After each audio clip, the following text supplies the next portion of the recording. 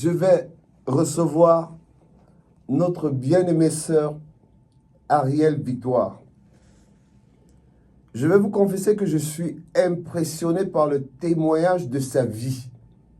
Je parle d'elle régulièrement et je pense que l'expérience qu'elle a avec le Seigneur Jésus-Christ va aider beaucoup de ceux qui sont en train de nous suivre aujourd'hui. C'est Ariel Victoire. Bonjour. Bonjour, pasteur Alexis. Comment tu vas aujourd'hui? Je vais très bien par la grâce de Dieu. J'ai déjà tellement parlé de toi aux auditeurs et je ne faisais que leur dire que tu allais venir. Un jour, j'allais t'inviter et puis tu es là. Gloire à Dieu. Ça, c'est un nouveau format dans le cadre de l'histoire de l'Église. Amen.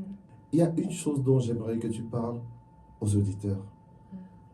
Ta vie de prière. Comment as-tu pu développer pendant toutes ces années une telle constance dans la vie de prière? Surtout, ce qui m'impressionne, c'est la manière avec laquelle Dieu a réparé votre famille. Parce que, parle un peu de votre famille avant et ce que votre famille est devenue aujourd'hui. La visitation, comment je vais dire, les blocages, les ténèbres dans lesquels votre maison était, votre famille. Comment est-ce que Dieu répare votre famille? On vous avait considéré comme le père étant parti, la mère étant partie. Non, ses enfants sont perdus. Je voudrais préciser une chose. La malédiction qui pesait sur la famille, des gens étaient venus jeter 2 chiens et je crois un chat ou une chat dans la concession, morts. Oui. Et ça s'est passé dans l'ordre là. C'était d'abord la chienne, la mère est morte, et puis le chien, le père est parti. Et puis c'était le chat, c'était moi qui étais censé partir. Et ça s'est arrêté. Oui. C'est Jésus qui a arrêté ça. Jésus-Christ, vraiment. Je vois une chose, les gens te connaissaient comme celle, tu pouvais partir pour une semaine à Kribi ou bien t'amuser. Voilà.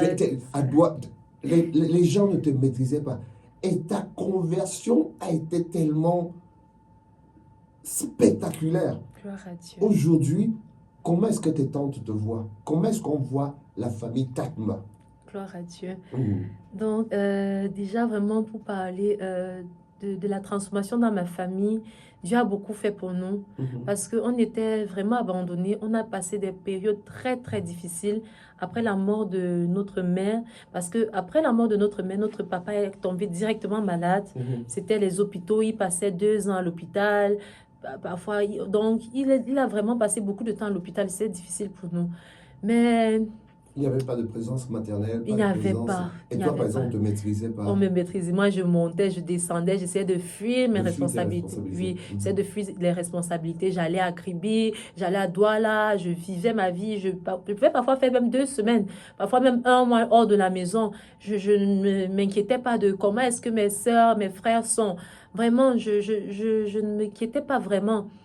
Et vraiment, après la conversion, il y a beaucoup de choses qui ont changé déjà. Il y a déjà avec ma sœur Larissa, on s'est mis ensemble pour prier.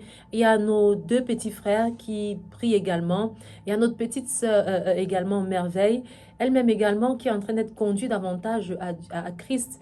À travers ces prières qu'on a vues, rien que Larissa et moi, les prières que nous avons fait, parce que parfois on a prié pour la famille, on a fait des jeûnes ensemble pour la famille. Et la concession que nos parents nous ont laissée, on voyait un peu comme cette concession, comme une maison abandonnée dans le quartier. On nous voyait un peu comme, des enfants là, vraiment, ils sont là comme ça là.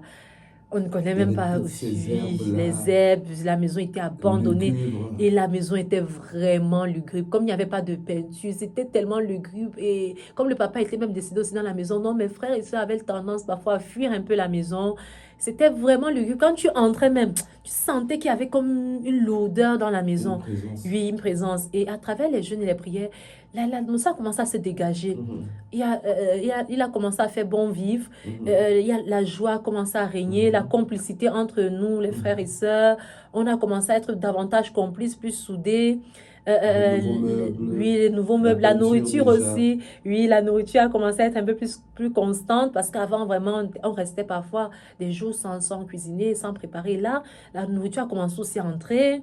Et même la peinture a été mise à l'intérieur, à l'extérieur aussi. Ça a fait même qu'au quartier, on a commencé à poser la question, il y a quel événement? Vous mettez la peinture comme ça, qu'est-ce qui se passe? Ça a donné une autre image à la maison.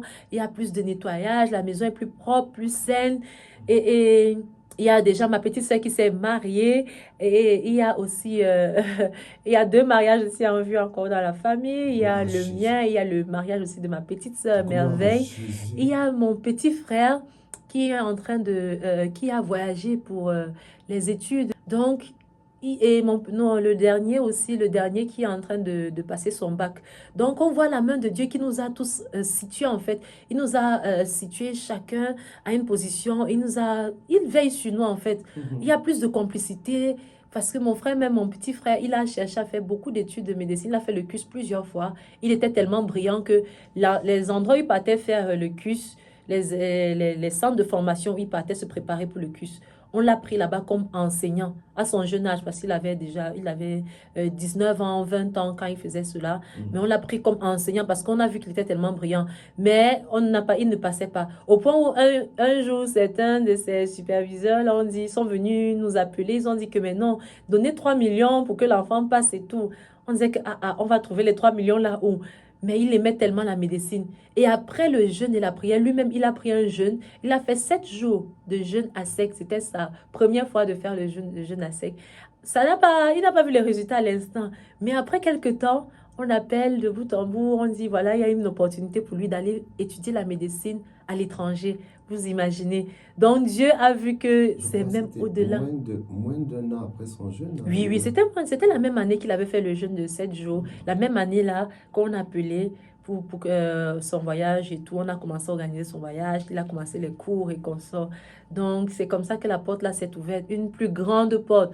Donc, parfois, toi, tu veux comme ça. Toi, tu veux peut-être une petite boîte. Dieu veut te donner l'usine. Parce que là où il fait ses études là-bas, c'est beaucoup plus bien que le CUS ici au Cameroun et bien plus Évidemment, rémunéré. on ne dénigre pas le Christ. Hein. Non, C'est normal. non, on ne dénigre Les pas du tout. opportunités sont plus grandes. Voilà. Parce qu'il a vraiment désiré, il a beaucoup aimé la médecine. Mhm. Mais là, il a dû partir là-bas et Dieu a ouvert cette porte-là. On lui rend grâce parce que nous, on n'avait même pas les fonds. Donc, Dieu a suscité quelqu'un qui a donné, qui a payé tout. Et nous, on devait juste contribuer juste une infime partie. Donc, vous imaginez peut-être sur 10 millions qu'il faut payer. Quelqu'un vous demande de payer peut-être seulement peut-être 500 000 comme ça là. Je parle souvent de ça sur ces ondes. Je dis parfois, quelqu'un vous promet quelque chose Mhm. et vous pouvez vivre jusqu'à 70 ans. Cette chose-là ne se manifeste pas. Oui. Il y a des forces qui bloquent votre vie. Oui. Et quand vous entrez dans une expérience de prière constante, la force là va être renversée. Amen. J'ai vu ta famille, j'ai vu, vous étiez, oh vraiment c'était incroyable ce que j'ai vu quand je vous ai découvert. C'est justement dans le cadre du ministère à l'hôpital que le ministère vous découvre. Et je vois ce que, je reste à la maison et je me dis, regarde ce que Dieu est capable de faire dans une famille. Amen. Il y a des familles où il y a des divisions énormes. Les enfants se portent plainte au tribunal, les sœurs s'insultent, il y a des familles où on décide, il n'y a pas de mariage. Et je dis aux gens, c'est possible de s'en sortir. Fabrice a jeûné et il est parti. Oui, il est parti. J'enseigne sur la prière et sur le jeûne. Je dis qu'il y a des blocages. Jésus a dit, mais cette sorte de démons ne sort que par la prière et par le jeûne. Je voulais que les auditeurs soient encouragés. Amen. Je voudrais que les auditeurs soient encouragés. Ce que Jésus a dit dans la Bible, c'est la vérité. Il dit, mais cette sorte de problème-là, cette sorte de difficulté, ça ne sort que... Quand je vois la famille Tatmba aujourd'hui, pour ceux qui ont été au Gébec, oui. Je vois la famille Tatmba aujourd'hui, ça c'est simplement merveilleux. C'est un miracle, c'est vraiment. C'est un miracle parce que vraiment ceux qui ont connu au fond, le fond où on se trouvait, aujourd'hui c'est la main de Dieu. Au point où même dans le quartier, vraiment, on a un autre témoignage déjà dans le quartier. Et ça, ce n'est que Jésus. Les enfants venaient jouer au ballon dans votre concession. La concession était... Les gens venaient, ils quittaient de chez eux pour venir sécher les habits chez nous, sans nous demander même notre permission. Donc, alors qu'il y a une clôture, c'est vrai qu'il n'y a pas de barrière, mais il y a quand même une clôture qui montre que c'est une concession. Donc, il n'y avait pas de respect. Il faut préciser que c'est un duplex. Hein? Oui, c'est un duplex. Oui, un duplex avec une clôture là. Mais les gens ne nous respectaient même pas. Vous voyez que on était tellement au fond, mais Dieu a redoré notre image, il nous a repositionnés.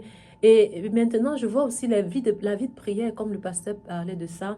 Dans ma vie de prière, Dieu m'a d'abord enseigné, dans mes débuts, par rapport à la dîme de mon temps, de dire que si je dois donner ma dîme, si j'ai 24 heures que Dieu me donne gracieusement, Donc Dieu me donne 24 heures. Pourquoi est-ce que je ne pourrais pas lui donner 10% de ce temps-là? Lui consacrer 10% de mon temps pendant tous ces 24 heures. Lui qui fait tellement de choses pour moi. Il se bat, il veille. Parce que je vous assure, quand je pense à ce 22 octobre 2019, j'ai parfois même des larmes qui sont dans mon cœur pour dire que hey, Dieu, c'est toi seul qui sais. Tu sais d'où tu m'as sorti. Et je dis que tu as fait tout ça pour moi. J'étais même encore une pécheresse, j'étais encore dans le monde. Mais tu as tellement veillé, tu t'es battu même pour me sauver, me sortir de là. Il faut préciser que tu t'es séparé de la vie de l'impudicité depuis 5 ans. Tu as coupé complètement. Tout, j'ai coupé, j'ai cassé la puce de vie. J'ai arrêté l'impudicité, les fornications, j'ai arrêté la chicha, l'alcool, tout ça, j'ai arrêté, j'ai cassé la puce parce que j'ai même dû me détacher de certaines personnes parce que quand la parole de Dieu le dit, ne vous y trompez pas, les mauvaises compagnies corrompent les bonnes mœurs. Même si tu as toute la meilleure volonté du monde, il y a des moments où certaines personnes, tu sais, vont t'envoyer un message et ça va t'inciter à vouloir aller dire que ouais, est-ce que je ne peux pas aussi? Et là, j'ai dû me faire violence et dire que non, je me coupe. Pas que j'ai un problème avec ces personnes. Aujourd'hui, je cause même encore avec certaines, je renoue le contact avec certaines personnes. Mais il y a un moment où tu dois te couper en fait pour te purger, pour te nettoyer, pour que Dieu te remplisse. Parce qu'il fallait que je me vide totalement. Et Dieu a permis que je puisse me vider. Et c'est où Dieu m'a conduit vraiment dans l'intimité avec lui. Il m'a appris que si je le mets devant dans ma vie, je ne serai jamais derrière. C'est bien ça. Chaque fois, donc si je mets toujours Dieu devant dans ma vie, je ne serai jamais, c'est impossible que je sois derrière. Donc c'est pour cela que mes journées, je ne peux pas commencer mes journées sans les passer dans la présence de Dieu. Ce n'est pas possible. Si je commence même une journée que... Moi, j'ai un nombre de temps minimum que j'aimerais passer dans la présence de Dieu le matin. Et quand je ne le fais pas, je me sens tellement mal à l'aise. Allons-y doucement. Tu passes combien de temps dans la présence de Dieu? Je vais préciser que l'émission a pour but de montrer que c'est possible d'avoir une grande intimité avec Dieu. Amen. Et Jésus a dit, allez faire de toutes les nations des disciples. Et je vous présente une sœur, sa transformation était tellement radicale qu'il y a des choses qu'elle m'enseigne à moi, son pasteur. Alléluia. Et nous ne venons pas parler d'une église, nous parlons de Jésus-Christ de Nazareth. Amen. Dans votre église, vous pouvez prendre ce message, l'apporter dans votre église, vous allez expérimenter le réveil chez vous, dans votre communauté. Amen. Ma sœur, dis-moi, combien de temps tu passes devant Dieu? Tu te lèves à quelle heure pour prier? Bon, je m'arrange à passer au moins 4 heures de temps par jour dans la présence de Dieu. Et par rapport à mon emploi de temps, qui est souvent très chargé parce que mon travail me demande souvent, il y a souvent beaucoup de pression, je m'arrange à prier souvent beaucoup plus, de couvrir au moins 3 heures de temps la nuit.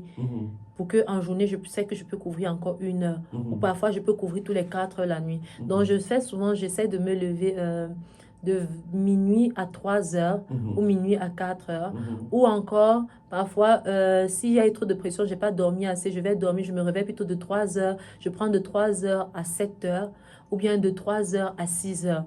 Mais je fais le maximum pour passer la nuit pour couvrir, parce qu'en journée, il y a souvent beaucoup de allants et de venants. Donc, de vraiment faire que je commence ma journée d'abord avec Dieu. Maintenant, ça, c'est sans parler des croisades. Il y a des croisades où parfois, j'ai passé 6 heures ou bien 12 heures et tout. Mais d'une façon normale, de façon normale, quotidienne, j'aimerais, et c'est ce que je fais déjà, bon, pas que j'aimerais, mais je me bats vraiment à faire, c'est une discipline en fait, c'est une discipline que tu t'imposes, à faire que je dois pouvoir passer au moins 4 heures de temps dans la présence de Dieu. Ça, tu le fais déjà? Oui, ça je le fais déjà, au moins 4 heures de temps dans sa présence. Et je vais préciser que tu le fais depuis au moins 2 ans. 2 ans. Oui, au moins 2 ans. Tu passes 4 heures devant Dieu depuis 2 ans. Alléluia, gloire à Dieu. Amen. Et tu vois le résultat dans ta famille. Oui, je vois. Moi. Avant, il y avait tellement de divisions avec soit les tantes ou bien ainsi de suite. Mais tu vois comment il y a une visitation dans votre famille. Amen. Il y a une grande visitation. Avec tes soeurs, vous êtes soudés, tes soeurs. C'était pas le cas auparavant. C'était un individualisme qui était, comment je veux dire, nauséabond, je vais le dire. Vrai. Mais là, il y a une communion. Est-ce que Dieu est capable de réparer des familles qui sont divisées? Je dis oui. Oui, il est capable. Et comme on dit, quand on met Dieu devant, il gère tous les autres problèmes, les petites situations. Parfois, tu ne connais même pas qu'il y a une telle situation, mais parce que tu as donné toutes les chambres de ta maison, tu as donné toute ta vie à Dieu, il s'occupe de tout. Tu le donnes là comme le gérant que Jésus-Christ, Seigneur, gère tout. Papa, prends tout, gère tout, je t'abandonne tout. Et là, il prend contrôle de la situation. Parce que quand je me rends compte, parce que quand je dis même 4, c'est parce que je ne me prends pas en compte, parce qu'il y a des moments où quand je travaille, j'essaie de prier toujours en langue, de prier en esprit. Parce qu'on dit de prier en tout temps. Il y a des moments où, quand tu es avec Dieu, tu ressens ce besoin d'être toujours connecté à lui. Et il m'aide beaucoup, même dans mon travail. Parce que dans mon travail, j'ai appris beaucoup de choses. Il y a des choses, Dieu m'enseigne le domaine professionnel, il m'enseigne le domaine familial, le domaine social. Donc Dieu enseigne sur tout, même dans la science. Dieu connaît tout. Il y a tout dans la Bible. Il y a tout. Jésus-Christ est capable de t'aider, même si tu as un mémoire à écrire, même si tu as des études, tu es bloqué. Je dis que Dieu, non, il l'enseigne dans tous les domaines. J'ai parfois demandé de l'aide à Dieu dans des domaines, le domaine professionnel, il disait que, ouais, Seigneur, voici, peut-être je dois faire tel document. Je ne sais pas comment le faire. Et là, en un claquement de doigts comme ça, il me donne une idée. Je ne sais pas d'où ça vient. Ou bien il me fait tomber, je fais des recherches et je tombe exactement sur ce que je veux. Et il m'aide à le faire dans les plus brefs délais. Et il y a un piège dans lequel j'ai failli entrer, toujours dans cette discipline de vouloir servir, parce qu'il y a souvent ce piège-là. Quand vous commencez, l'ennemi va vouloir faire que vous soyez tellement occupé. Et il y a des moments où j'ai été tellement occupée, je sais que, comment on te met une telle pression, tu dis que, ouais, je n'arrive plus à couvrir mes heures, comment? Et c'est où l'Esprit de Dieu m'avait dit, j'avais même remarqué ça moi-même, que si je me laisse aller par ces occupations, les occupations ne vont jamais manquer. Mais il y avait un jour, j'ai dit que non, je vais d'abord faire un stop. Je dois pouvoir gérer mon temps. Il y a les priorités. Il faudrait que le matin, je me fasse violence, je fais comme ça. Et chaque fois que je l'ai fait, malgré toute la pression, Dieu, pendant la journée, par son Esprit Saint, m'a conduit à faire des tâches qui pouvaient me prendre 4 heures de temps. J'ai pu les faire en 1 heure de temps. Je gagnais en temps. Donc, parfois, l'ennemi veut nous faire croire que non, tu as trop à faire, tu as tout ceci à faire. Non. Donne d'abord la priorité à Dieu et tu verras que ce que tu pensais qu'il allait te prendre même 6 heures de temps, il va te donner les capacités de le faire en moins de temps. Et tu peux lui demander que Seigneur, moi je veux t'honorer. Et c'est ce que je faisais souvent. Je dis, papa, moi je veux t'honorer. Tu sais que j'ai un travail qui va me prendre beaucoup de temps. Mais voilà, moi je ne veux pas venir commencer sans toi. Aide-moi à pouvoir finir cela dans tel nombre de temps, pouvoir être efficace dans mon travail, pouvoir être productif dans mon travail. Mais moi, je veux te donner d'abord cette première place dans ma vie. Et il s'est toujours glorifié. Au point où vraiment, dans l'entreprise, même, j'ai été tellement glorifiée dans le travail que je faisais par sa grâce. Dieu m'a toujours mis en haut, au sommet. Aujourd'hui, mon boss me fait beaucoup confiance parce que Dieu s'est toujours glorifié. Et je l'ai toujours mis devant. C'est Dieu qui travaille. Donc, moi, il dit souvent que Seigneur, moi, il travaille seulement avec toi. Je me laisse conduire. Ça veut dire que tu passes les 4 premières heures avec Dieu, 3-4 premières heures, oui. même si tu dois. Et puis, au travail, parce que je sais que tu travailles pendant près de 10 heures, peut-être 12 heures. Minimum, oui, 10 heures par jour au moins. Donc, on peut travailler et avoir tout ce temps devant Dieu. Oui, bien sûr. Dieu, il existe. Il est là. Il est là. Il est capable. Si tu crois que Dieu est capable de te délivrer, lève la main et témoigne qu'il est capable. Il est